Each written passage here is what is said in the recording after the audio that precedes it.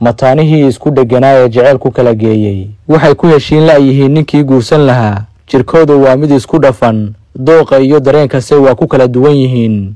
waxay leeyihiin laba maskaxood halka ay wadaagaan xubinta taranka. Abbi waxa saaqay jaceyl daran oo waxay doonaysaa inay guursato gacalyaheeda Antonio, balse walaasheed raalli kama aha ninkay gacalootay, umana aragto nin fahmi kara farxadna siin kara labadooda. mataanteeda Britney weli ma arag ninkii ku habboonaa ee nolosheedu ay ku xasili lahayd, waxayna u baahan tahay inay geyaankooda ka xushaan nin dabeecad wanaagsan oo jacayl wadajira siin kara iyada iyo walaasheed.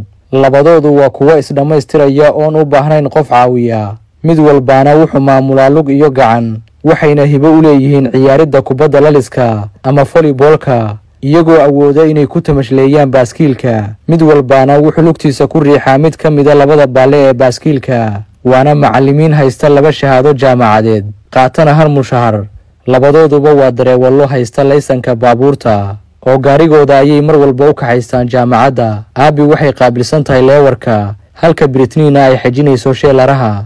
shukaanta ayayna si wadajira laamiga ugu toosinayaan. si ka duwan aadamaha, labadan gabdhood waxay leeyihiin 4 sanbab, 3 keliyood, 2 wadne, 2 kaadihays, 2 caloolood iyo hal xubin taran. waana kuwa hab nololeedkooda dunidu ay ka fajacday, balse taa cibro iyo mucjiso alle u daa.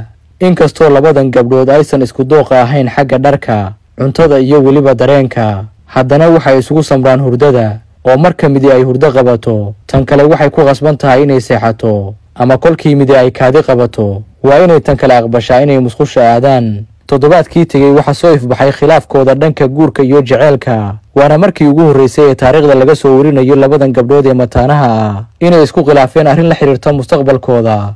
waxaana xataa la og yahay inay horey ugu heshiiyeen inaan qaliin lagu samayn karin oo la kala goyn karin labadooda, waana kuwo diyaar u ah inay farxad dunida ugu noolaadaan. haddana warbaahinta reer galbeedka ayaa beryahan si weyn uga faalloonaysay. fadlan like saar muuqaalkan, haddaad noo sheergaraysana waxaan goyn doonaa malaayiin mayl. mahadsanid. walaalaha Abbi iyo Britney Hansel waa mataano isku dhegan in ka badan 20 sano, waxayna awoodaan si wadajira raaxo inay ugu noolaadaan, waxna u wada qabsadaan. waxaana si caadiya ugu suura gashay inay jaamacad dhigtaan oo ay shaqaystaan, safarana aadaan markii ay doonaan. waana 2 qof oo si cajiiba jirkoodu isugu dhafan yahay. mataanaha isku dhegan ee reer USA ayaa ka qalin jabiyey jaamacadda Bethel oo ku taal Minnesota Minneapolis ee waddanka Mareykanka, waxayna heleen shaqo macallin dugsi hoose oo xisaabaadka. inkastoo ay heleen 2 shahaado ay ku shaqaystaan mihnadooda macallinnimo, haddana arrintoodu waa mid ka duwan dhanka dhaqaalaha, maadaama loola dhaqmo sidii hal qof oo keliya. goor subaxa 7 Maarch 1990 waxaa dhashay mataanihii qabsaday ciwaanada wargeysyada ugu waaweyn ee dunida. Abbi Hansel iyo xaaskiisa Britney Hansel waxaa u dhashay 2 mataana oo jirkoodu aad isugu dhafan yahay. waalidiinta gabdhaha iyo dhakhaatiirtuna aad ayay ula yaabeen markii hooyada qolka foosha ay uga soo baxeen 2 gabdhood oo isku dhegan, sababtoo ah baarista uurka ka hor ma aysan muujin ilmo isku dhegan ama ilmo mataana ah.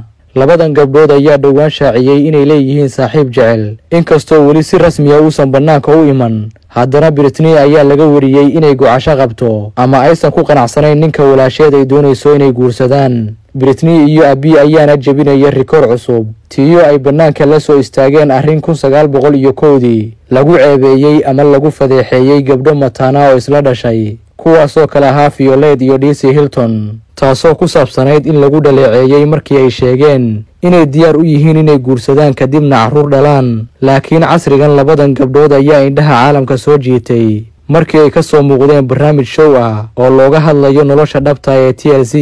waxayna gabdhahani ka hadleen wax badan oo noloshooda ku saabsan, taasoo dadku aad ula yaabeen, wax weynna ka beddeshay fikirkii markii hore laga aaminsanaa. mataanihii ugu horreeyey ee isku dhegan ee ilmo dhala waxay ahaayeen 2 nin oo u dhashay dalka Thailand, kuwaasoo la oran jiray Jan iyo In. waxay guursadeen 2 gabdhood oo isla dhashay, waxayna u dhaleen 21 carruur ah, inkastoo 2 nin ay isaga dheganaayeen qayb ka mid ah beerka iyo maqaarka.